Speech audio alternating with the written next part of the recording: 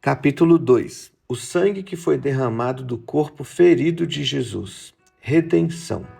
Certamente ele tomou sobre si as nossas enfermidades e levou sobre si as nossas dores. E nós o reputávamos por aflito, ferido de Deus e oprimido. Mas ele foi traspassado pelas nossas transgressões e moído pelas nossas iniquidades. O castigo que nos traz a paz estava sobre ele, e pelas suas pisaduras fomos sarados. Isaías 53, 4 e 5. Contexto: Jesus derramou seu sangue que saiu do seu corpo ferido quando foi açoitado pelo chicote romano. Propósito: Jesus derramou o sangue do seu corpo ferido para nos dar a plenitude da redenção.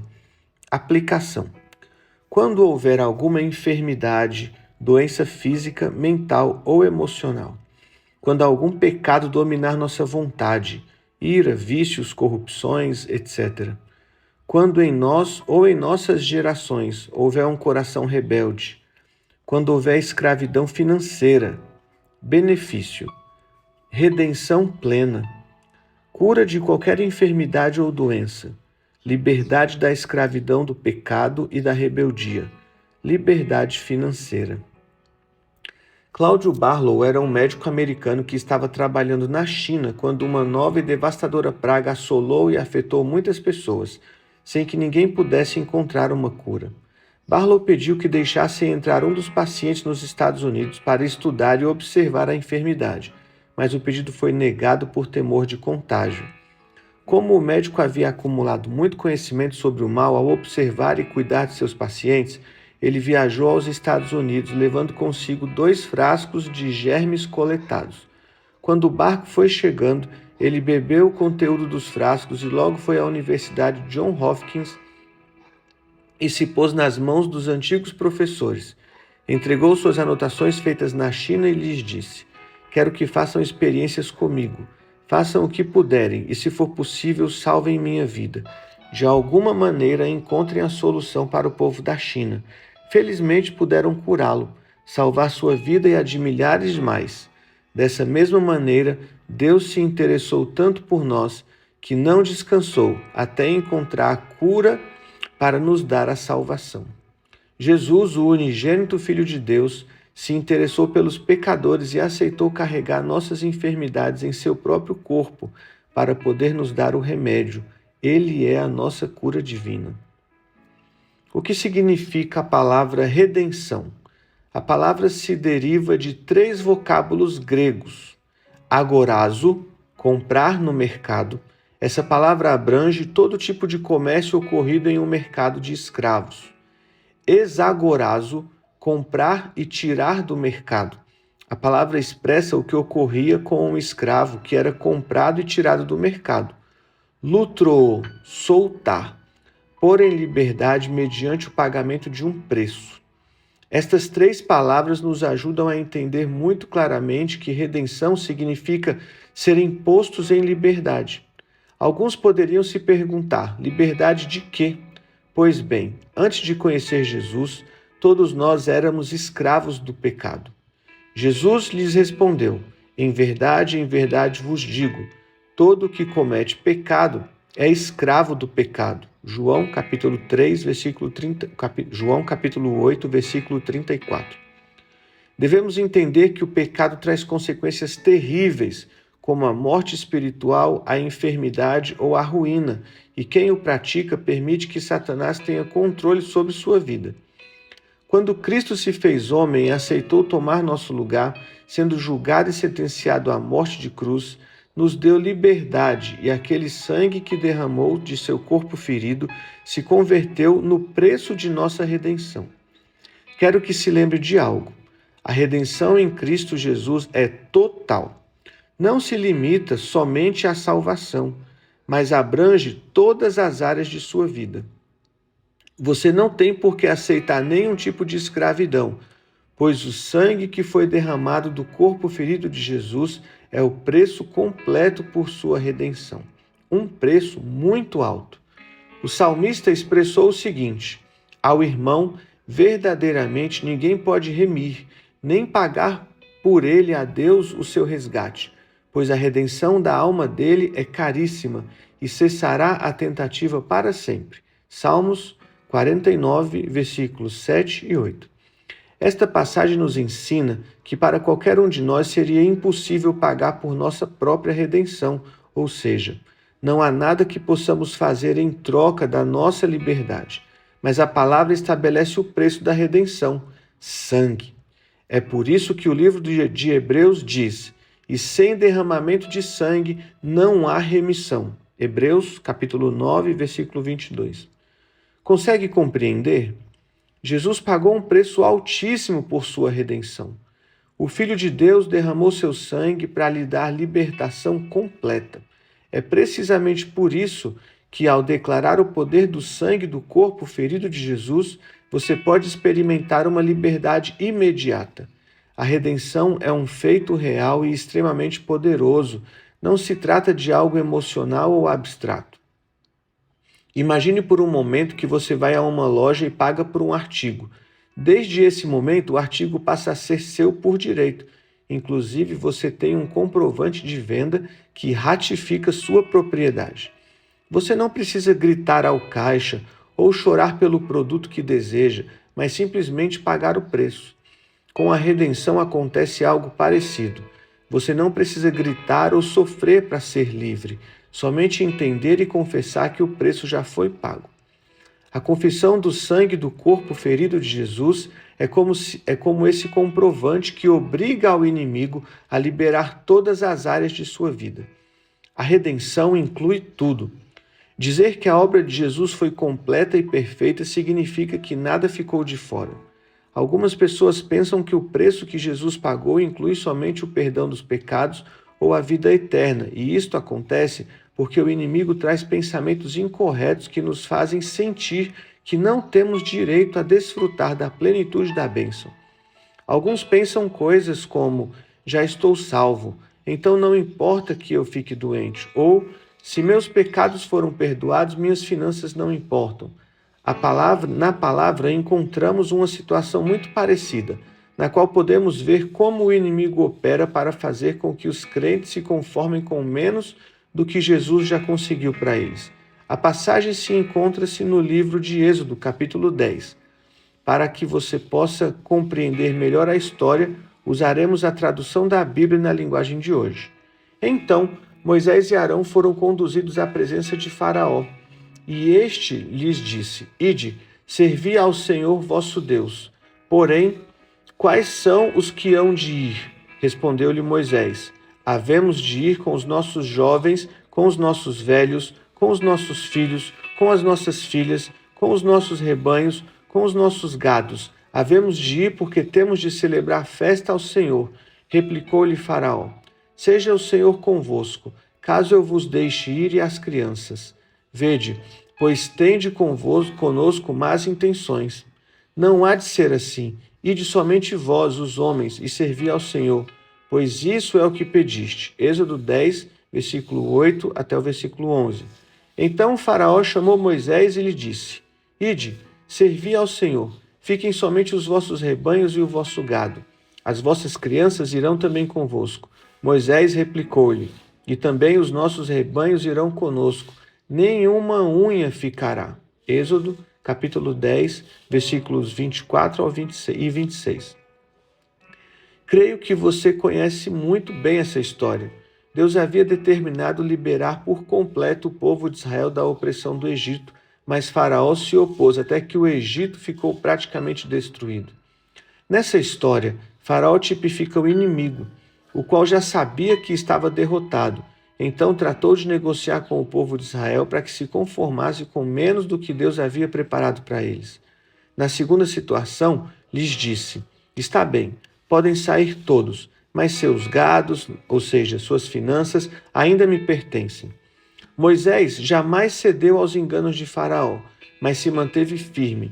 O resultado disto foi que absolutamente todos os israelitas com suas famílias e finanças saíram livres e triunfantes do Egito.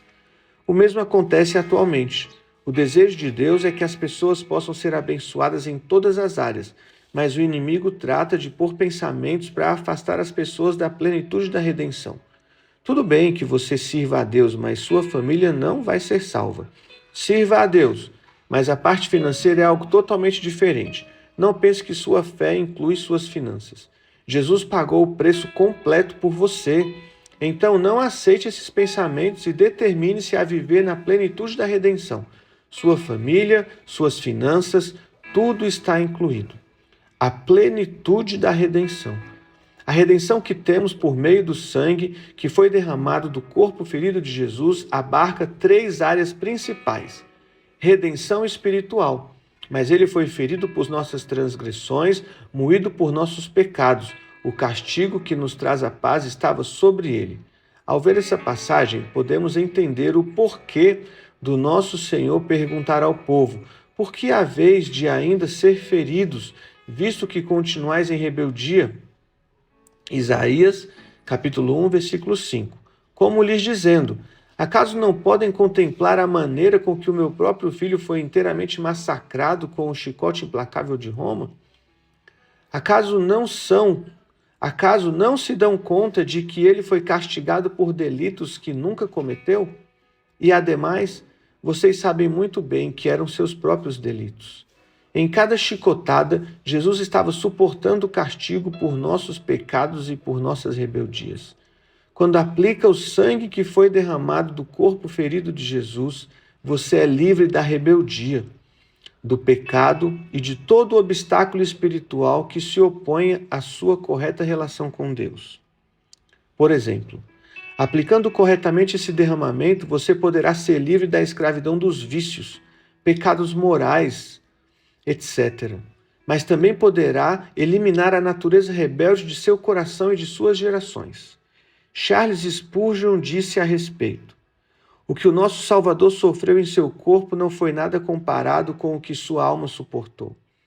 Vocês não podem imaginar, e eu tampouco posso ajudá-los nisso, o que ele suportou internamente. Suponhamos que um homem foi ao inferno. Suponhamos que seu tormento eterno pode ser condensado todo em uma só hora, e logo suponham que pode ser multiplicado pelo número dos salvos, que é um número que sobrepassa qualquer cálculo humano. Podem agora dimensionar o vasto cúmulo de miséria que haveria tido nos sofrimentos de todo o povo de Deus se tivesse sido castigado por toda a eternidade? E lembrem que Cristo teve que sofrer o equivalente a todos os infernos dos redimidos. Redenção física, e por suas pisaduras fomos sarados. A enfermidade não é um estado natural do ser humano, mas ela entrou no mundo como consequência do pecado do homem. Enquanto você vivia separado de Deus, o inimigo tinha o direito de atacá-lo através das enfermidades. Mas agora que você faz parte do reino celestial, deve compreender que a cura está ao seu alcance. Jesus foi flagelado para que você não tenha que suportar o flagelo da enfermidade. Apenas uma gota de sangue do corpo ferido de Jesus tem o poder suficiente para redimi-lo de toda enfermidade ou doença. A oração correta. Alguma vez alguém me perguntou como orar por uma cura. Nestes casos, sempre sou muito específico. Pai, com a autoridade que me dá, aplico o sangue que foi derramado do corpo ferido de Jesus no corpo da pessoa enferma. Declaro que o sangue de Jesus absorve todo o mal desse corpo e o arranca pela raiz e o leva à cruz, onde fica plenamente destruída toda a enfermidade com qualquer uma de suas ramificações, em nome de Jesus. Amém. O testemunho do pastor David. Chegando a Nova York para uma convenção, nos encontramos com o pastor David English, que ia ser nosso anfitrião. Pude notar que ele era muito amável comigo, com minhas filhas e com os pastores da equipe que me acompanhavam. Em um momento me disse: pastor, você ainda não conhece meu testemunho. Gostaria de compartilhá-lo. Ele parecia muito ansioso para que o escutássemos, o que despertou um grande interesse em nós. Quando captou nossa completa atenção, respirou profundamente, moveu sua cabeça e logo pôs as mãos no peito com lágrimas nos olhos e disse: no ano de 2006 fui diagnosticado com câncer. Um tumor na minha cabeça fez com que ela dobrasse de tamanho. O câncer se estendeu por todo o meu corpo, afetou o meu fígado, os rins e os pulmões. Deram-me poucos dias de vida, mas justo nesse momento me chegaram seus ensinamentos em áudios sobre o poder do sangue de Jesus. Apeguei-me a eles e comecei a proclamá-los. Os médicos diziam que eu não tinha muitos dias de vida, mas eu me determinei a crer que há poder no sangue de Jesus. Minha esposa se pôs ao meu lado como guardiã, protegendo-me. Não permitia que pessoas com falta de fé se aproximassem de mim. Criei, clamei e Deus fez um milagre. Me curou completamente, o tumor desapareceu e o Senhor tirou toda a sequela do câncer da minha vida. Com agradecimento a Deus em seu coração, o pastor me dizia uma vez e outra: foi porque aprendi os ensinamentos do poder do sangue. Foi por essa instrução divina que pude ter esperança e conquistar o milagre. Tomou novo fôlego, secou suas lágrimas e acrescentou: eu e minha esposa tivemos que fechar nossos ouvidos a qualquer comentário negativo, incluindo ao dos médicos. Guardávamos nossa mente de tudo que vinha para debilitar a nossa fé. Mantínhamos nossos olhos fixos na palavra de Deus e nos ensinamentos sobre o sangue de Jesus. Obrigado por compartilhar essa revelação, pois para mim foi a diferença entre a vida e a morte. Redenção financeira. O rico e o pobre se encontram. A um e a outro fez o Senhor. Provérbios capítulo 22, versículo 2. Dias atrás estava lendo esse texto e pude compreender por que algumas pessoas alcançam êxito financeiro e outras não. A raiz de tudo está na condição da natureza que possuímos. Por muito tempo pensei que os ricos eram produto da avareza e que os pobres eram as vítimas, as quais os ricos exploravam. Mas neste texto, Salomão esclarece que tudo é questão de condição da natureza que cada um possui. Infelizmente, a natureza de alguns ainda está manchada pela maldição ou pecado. A palavra nos ensina que a pobreza é produto da maldição geracional por causa do pecado. Apalparás ao meio-dia como o cego apalpa nas trevas, e não prosperarás nos teus caminhos. Porém, somente serás oprimido e roubado todos os teus dias, e ninguém haverá que te salve. Deuteronômio 28, versículo 29. Por não haverdes servidos ao Senhor teu Deus com gosto e alegria de coração, por causa da abundância de tudo, servirás aos teus inimigos, que o Senhor enviará contra ti em fome e sede, e em nudez, e em falta de tudo, e ele porá sobre o teu pescoço um jugo de ferro, até que te haja destruído. Deuteronômio, capítulo 47, versículo 48. Roubarás o homem a Deus? Todavia vós me roubais, diz o Senhor. Roubarás o homem a Deus? Todavia vós me roubais, e dizeis: em que te roubamos? Nos dízimos e nas ofertas alçadas. Vós sois amaldiçoados com a maldição, porque a mim me roubais. Sim, vós, esta nação toda. Malaquias 3, versículo 8 e 9. Nestes 3 exemplos encontramos algumas razões pelas quais vem a pobreza, a desobediência, não servir ao Senhor com alegria e falhar com os nossos dízimos. É importante que você aprenda a identificar as maldições que possa haver em sua vida para poder fazer uma oração efetiva. Também, através do profeta Isaías, o Senhor perguntou: acaso tirar-se-ia a presa ao valente? Ou serão libertados os cativos de um tirano? Mas assim diz o Senhor: certamente os cativos serão tirados ao valente e a presa do tirano será libertada, porque eu contenderei com os que contendem contigo, e os teus filhos eu salvarei. Isaías, capítulo 49, versículo 24 e 25. Impactantes as perguntas que o Senhor faz ao seu povo. Será libertado o cativo do tirano? Será tirada a presa ao valente? Note que na resposta a ordem não é a mesma que a pergunta, mas o mesmo Senhor de esclarecimento diz: certamente os cativos serão tirados ao valente e a presa será tirada do tirano. Isaías, capítulo 49, versículo 25a. Isso nos permite entender que o cativeiro financeiro é o produto da queda do homem. O tirano aprisionou Adão por meio do pecado e, portanto, o despojaram de sua presa. Mas o Senhor promete liberdade completa. Ele mesmo nos resgatou da morte e também arrebatou nossa presa do tirano. Tudo por meio do seu bendito sangue. Com o seu sacrifício na cruz, Jesus nos tornou livres da maldição financeira e nos fez participantes de sua provisão divina, sendo o Senhor mesmo a principal fonte para satisfazer nossas necessidades. Assim diz o salmista: o Senhor é o meu pastor e nada me faltará. Salmos 23, versículo 1. Você também pode declarar que o Senhor é o seu pastor e que você tem tudo o que precisa. Ore aplicando o sangue que foi derramado do corpo ferido de Jesus e comece a desfrutar da plenitude da bênção. O milagre da substituição. Para poder receber a plenitude da redenção, é necessário experimentar o milagre da substituição.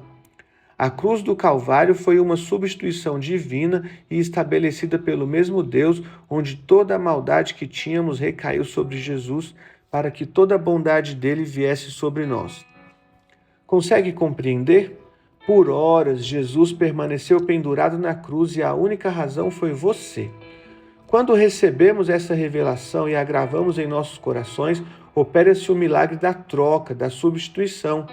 Deus toma essa natureza rebelde e pecadora para levá-la sobre o corpo de seu Filho Jesus Cristo e nos dá em troca todas as suas bênçãos.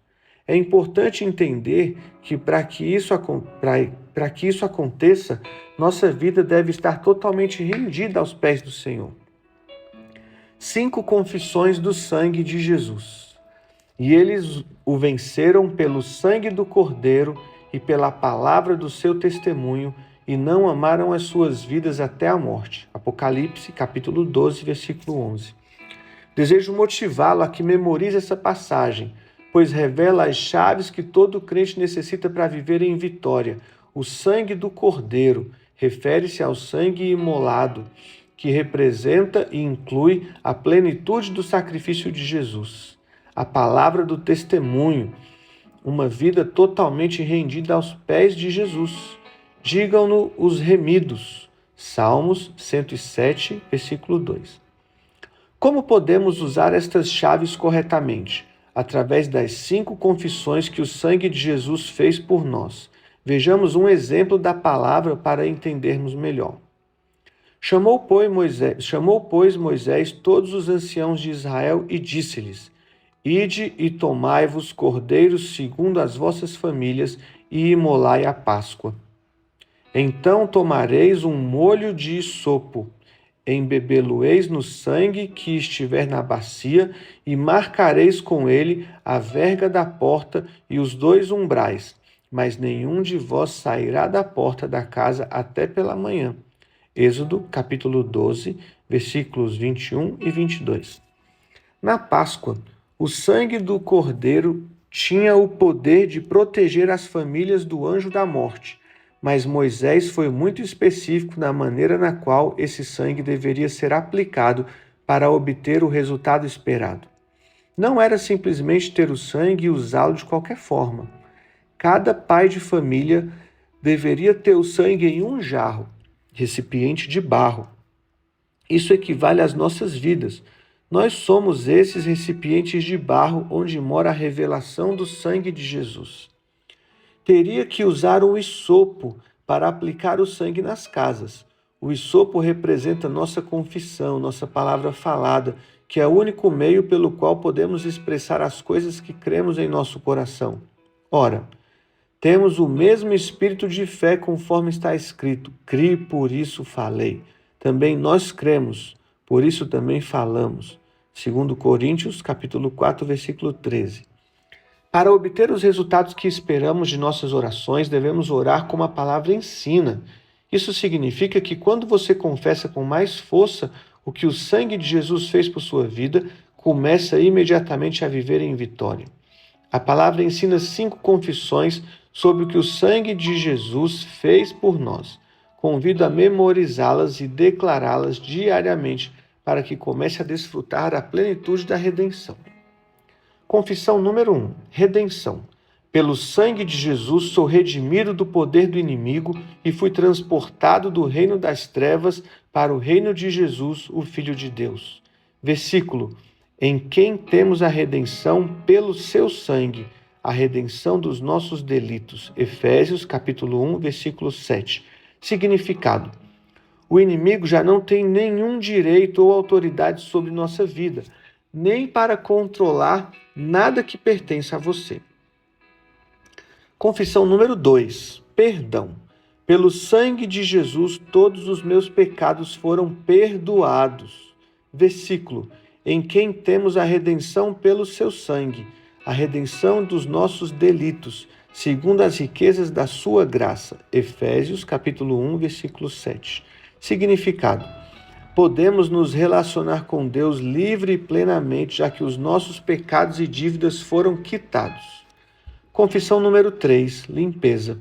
Porque ando na luz da palavra e tenho comunhão com os meus irmãos, o sangue de Jesus me limpa agora e continuamente de todo pecado.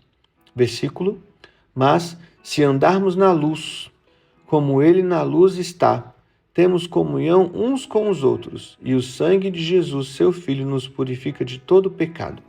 1 João, capítulo 1, versículo 7. Significado: vivemos num mundo cheio de maldade, onde o inimigo busca de todas as maneiras manchar nossa vida.